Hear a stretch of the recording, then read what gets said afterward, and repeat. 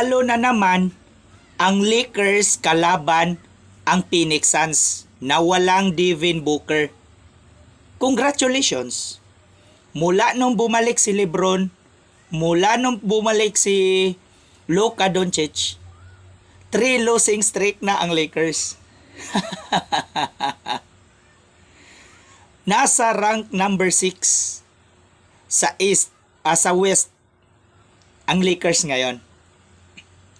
Malapit na silang magkapitbahay ng Golden State Warriors, which is ang sinasabi nila na ang Lakers daw ay magaling. Solid ang Lakers ngayong season. Natalo sila na wala man lang star player na naglaro sa Phoenix Suns kanina. Puro mga bench players ang naglaro. Actually, mataas sa standing ang Phoenix Suns. Which is nung nakaraang laro, tinambakan lang naman ng Warriors ng 13 points ang Phoenix Suns. Which is ngayon, tinalo ng Phoenix Suns ang pinakamahinang team na Lakers. 'Di ba? Ano bang ibig sabihin nun? Ganito 'yon. Ano ba ang jersey number ni LeBron James?